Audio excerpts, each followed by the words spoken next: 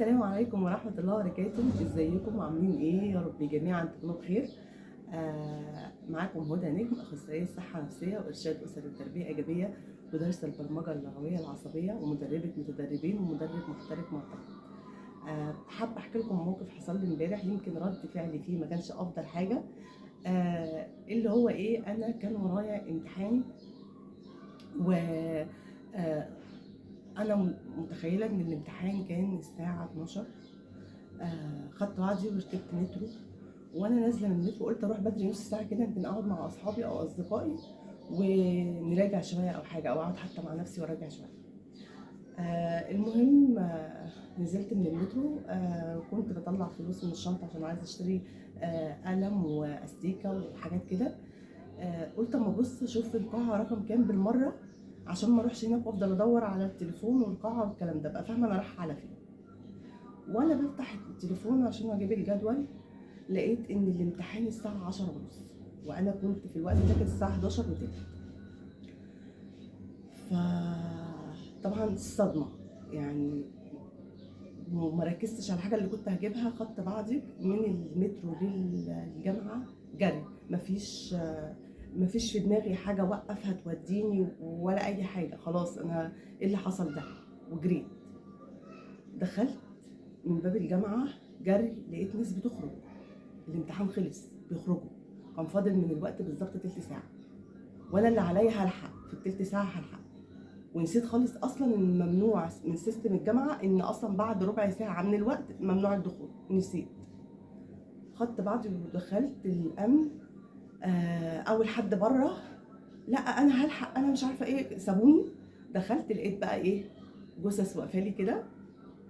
ممنوع، انا هلحق، انا اللي عليا انا هلحق، انا هلحق التلت ساعه اخلص ممنوع ممنوع. واحده جت قالت لي والله ممنوع، والله مش هينفع، خلاص هم خرجوا، ما هم مش كمان جوه، مش هيقدروا يدخلوكي يا جماعه، والله انا هلحق، انا هقنعهم. بعد شويه كلام كده وانا مش سامعه، انا كل اللي عليا ان انا في الوقت ده انا هلحق اخلص الامتحان باذن الله. ازاي؟ مش عارفه، كان تلت ساعه. فجاه لقيت شخص، هو زميل من الجامعه يعني، ما اعرفوش، بس هو جه وقتها قال لي على فكره هم مش هيدخلوكي لان ممنوع، حصل معايا الموقف ده، ممكن تعملي ايه، تطلعي لايه، لرئيس الجامعه فوق وتكلمي معاه. خدت بعضي وماشيه ومتضايقه ان انا كان الوقت ده بدل المهاترات اللي انتوا بتعملوها انا كنت هلحق اخلص. لكم ان تتخيلوا بقى ضربات قلبي، وكان باين عليا بقى التوتر، لان قبلها فحت وردم، مفيش نوم، بنذاكر وعارفين يعني ايه ليله الامتحان، ان انت مثلا انت امتحان، طب ممكن ما تنامش خالص، تفضلوا سهرانين نذاكر نراجع. وحابه ان انا اقول لكم حاجه، انا مش من الناس اللي جبت الجدول مثلا بتاع الامتحان وركنته، بالعكس تماما. انا اول ما جبته 12 الامتحان كلها الساعه 12. بلس بقى الموضوع ده، انا جبت الجدول عشان انا يعني معايا تيم كده بنذاكر مع بعض، جبت الجدول علشان جدول الامتحان عشان اعمل الجدول المذاكره عليه لينا كلنا.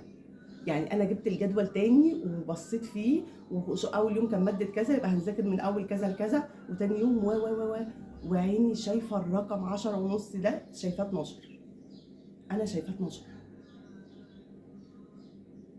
المهم، وقبلها بيوم، المفروض ان قبلها بيوم طبعا بنذاكر ونراجع ومش عارفه ايه، في اليوم دوت انا عندي النت كان سيء بطريقه غير عاديه.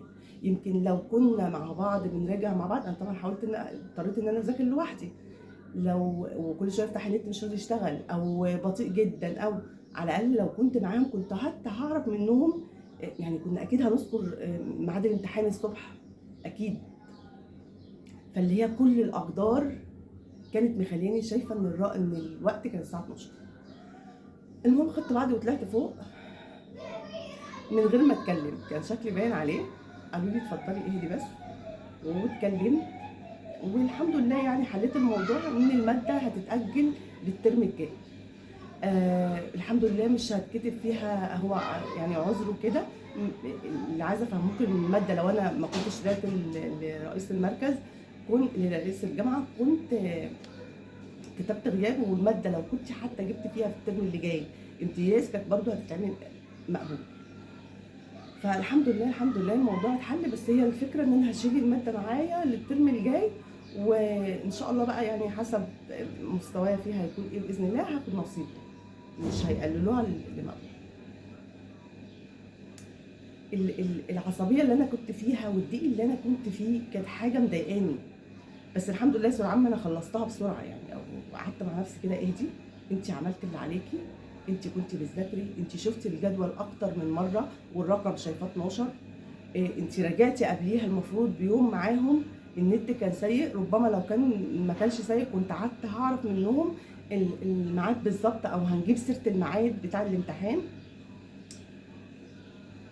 لا كل الحاجات دي تخليكي تفكري كده وتهدي، انت عملت اللي عليكي بما اوتيتي من قوه، الباقي بتاع ربنا. انا سعيت وتعبت والتزمت مع نفسي ان انا اشتغل كويس في الماده واظبط حالي، والمفروض ان انا كنت رايحه في الميعاد اللي انا سبحان الله شايفاه، بس القدر او النصيب، او دي حاجه مش بتاعتنا بقى، انت سعيت عملت اللي عليك عملت اللي عليا، الباقي بتاع ربنا مش بتاعنا خالص خالص. فدايما في امور حياتي كده، لا انا لو اتكرر المشهد ده تاني انا مش هنفعل، مش هبقى متضايقه، مش هزعل، لان انا عملت كل اللي اقدر عليه، سعيت زي ما بيقولوا، انما النتيجه دي مش بتاعتي،